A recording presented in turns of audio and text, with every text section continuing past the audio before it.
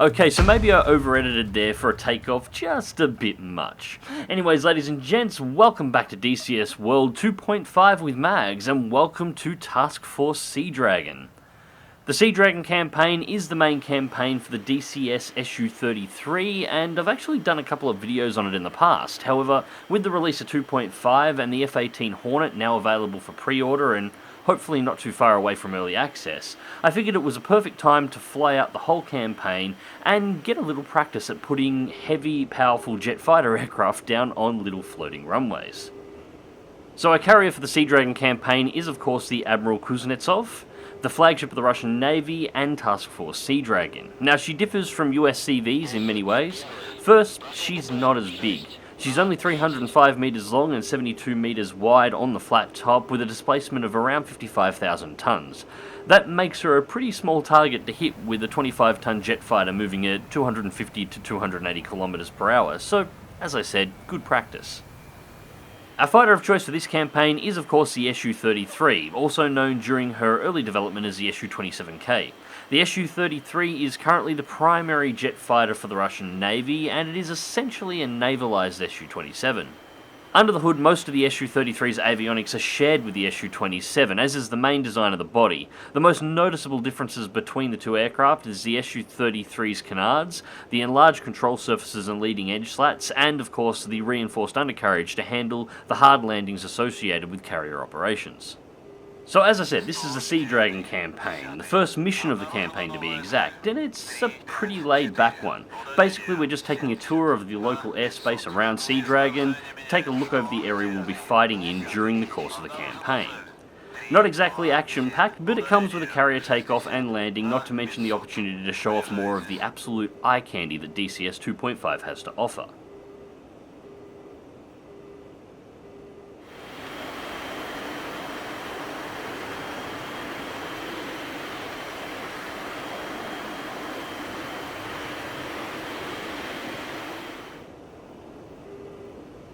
So anyways, the Sea Dragon campaign is actually based rather closely on real life.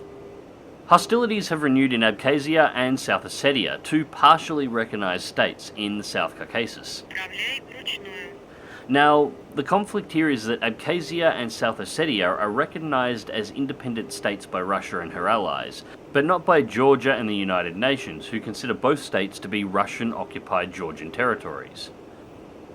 While a ceasefire in the region was declared in 1994, peace in the region was uneasy to often non-existent at best, but it did officially last until 2008, when Abkhaz and Georgian forces once again clashed, leading to an end of the ceasefire agreement and the withdrawal of a UN peacekeeping mission in the region. The Sea Dragon campaign is based following these events, with the deployment of Task Force Sea Dragon, flagshipped by the Admiral Kuznetsov, under escort by the cruiser Moskva and the frigates Neustrashimy and Rezki into the Black Sea.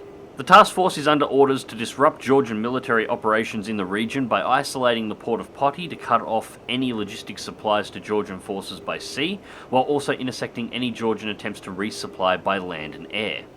Along with this, Sea Dragon is to secure air superiority and maintain military control over the sea in the region. So essentially it's a force projection and domination mission, with Sea Dragon's primary asset being the 19 SU-33s based on the Admiral K.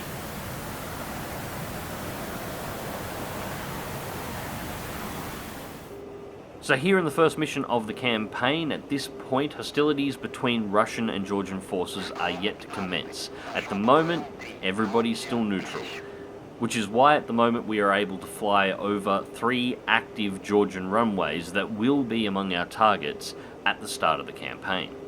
This mission represents the first and last time in the campaign that we'll be able to fly over these territories without actively being engaged by hostile anti-air defences as well as hostile fighters.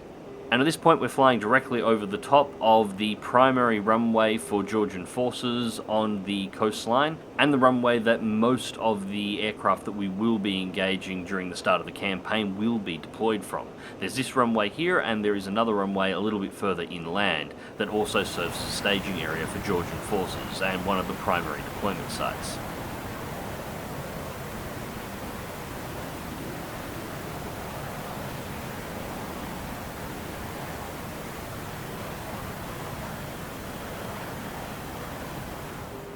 So that's really all there is to say about this first mission. I'm just going to fly my way back to the carrier now, bring it in for landing, and let you guys enjoy the eye candy on the way.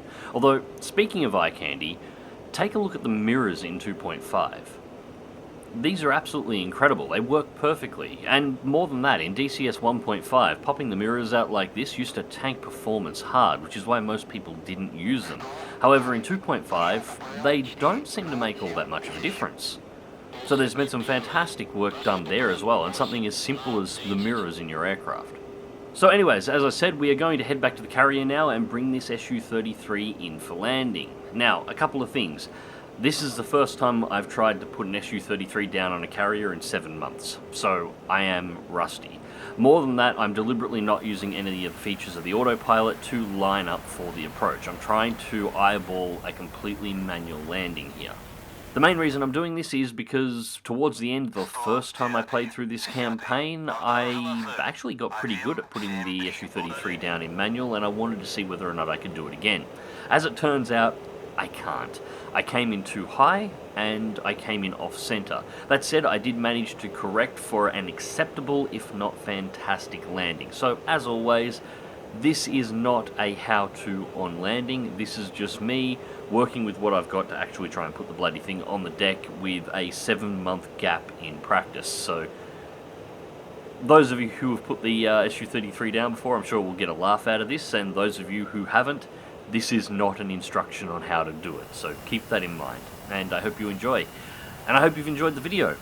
Thank you very much for watching, and as always, remember to click the video description down below for links to my social media, links to my Twitch, where I'm more and more regularly streaming DCS now, and links to my Patreon for those who wish to help support the channel.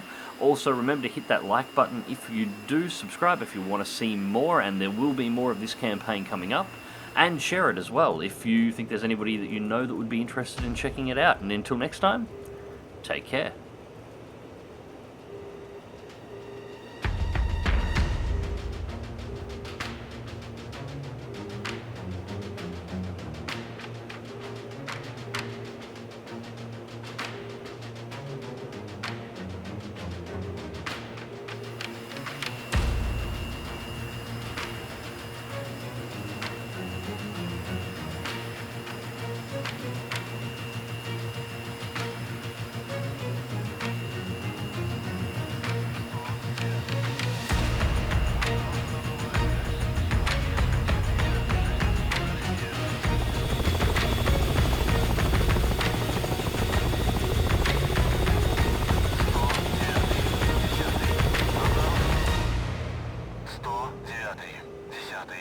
Обнаружена новая цель.